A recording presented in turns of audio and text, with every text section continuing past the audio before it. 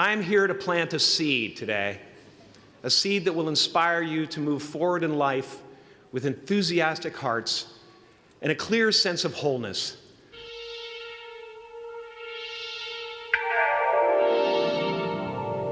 Because life doesn't happen to you, it happens for you. How do I know this? I don't, but I'm making sound, and that's the important thing.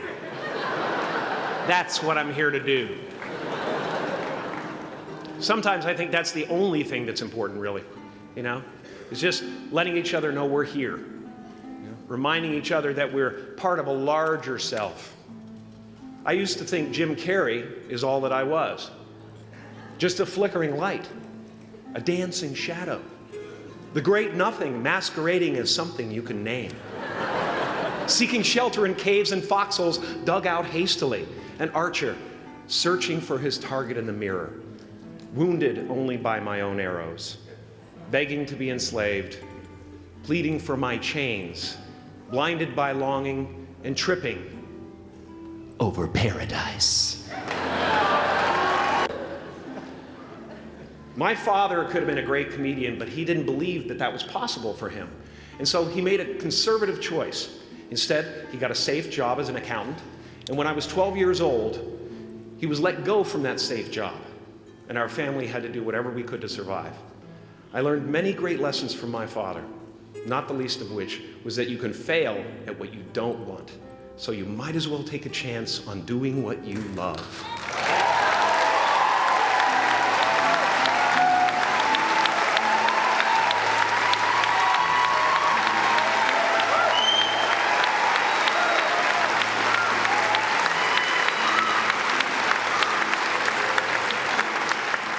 It's not the only thing he taught me, though. I watched the effect of my father's love and humor and how it altered the world around me. And I thought, that's something to do. That's something worth my time.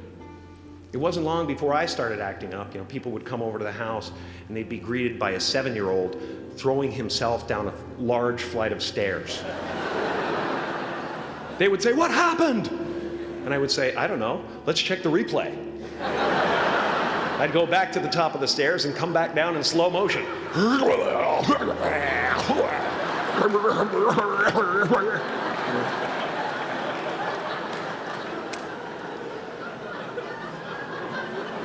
It was a very strange household. My father used to brag that I wasn't a ham, I was the whole pig. And he treated my talent as if it was his second chance. When I was about 28, after a decade as a professional comedian, I realized one night in LA that the purpose of my life had always been to free people from concern, just like my dad. And when I realized this, I dubbed my new devotion the Church of Freedom from Concern. The Church of FFC.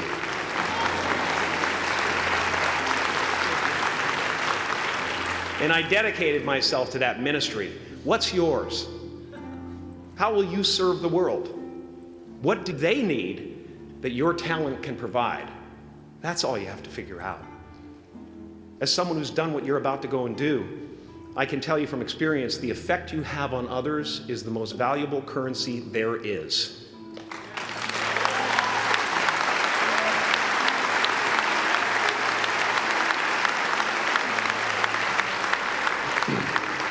Because everything you gain in life will rot and fall apart, and all that will be left of you is what was in your heart. My choosing to free people from concern got me to the top of a mountain. Look where I am. Look what I get to do. Everywhere I go. I'm going to get emotional because when I tap into this, it really is extraordinary to me. I did something that made people present their best selves to me wherever I go.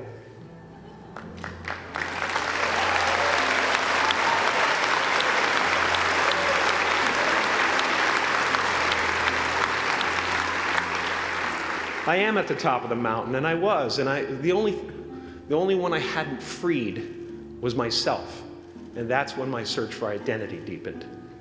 I wondered who I'd be without my fame, Who would I be if I said things that people didn't want to hear? Or if I defied their expectations of me? What if I showed up to the party without my Mardi Gras mask and refused to flash my breasts for a handful of beads? I'll give you a moment to wipe that image out of your mind. But you guys are so ahead of the game. You already know who you are. And that peace that we're after lies somewhere beyond personality, beyond the perception of others, beyond invention and disguise, even beyond effort itself. You can join the game, fight the wars, play with form all you want, but to find real peace, you have to let the armor go.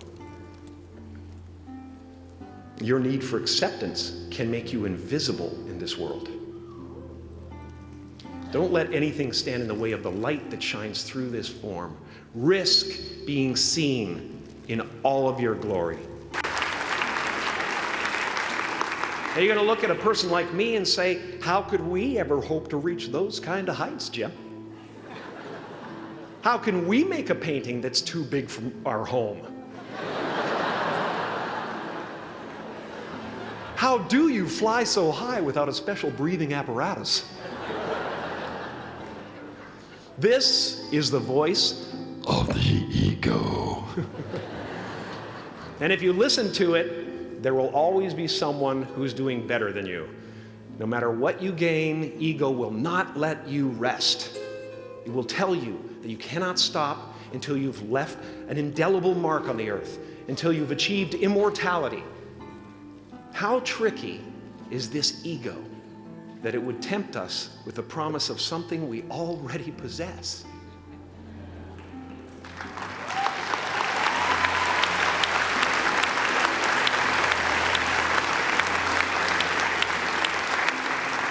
So, I just want you to relax. You know, that's my job. Relax and dream up a good life.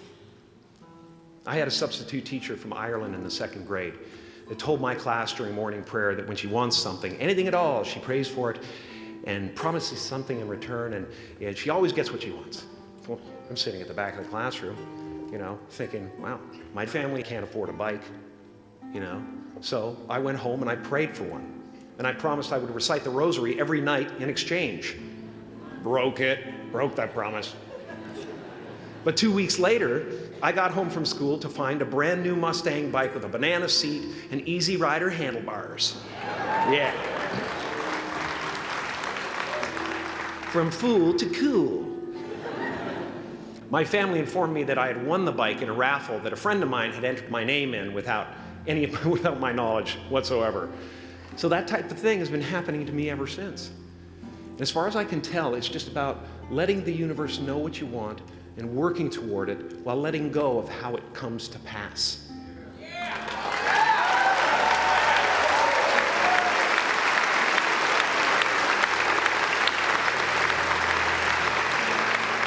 Your job is not to figure out how it's going to happen for you, but to open the door in your head. And when the door opens in real life, just walk through it.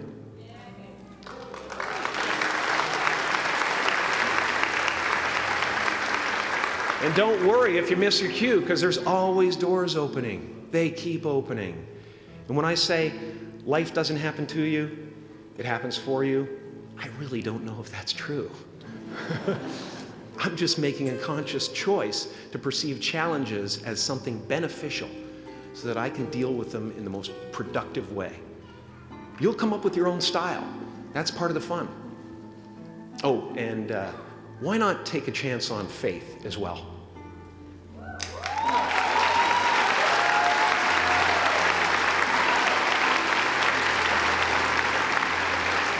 Take a chance on faith.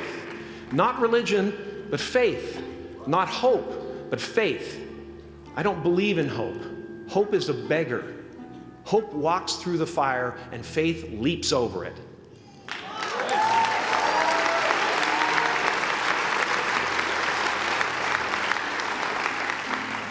You are ready and able to do beautiful things in this world.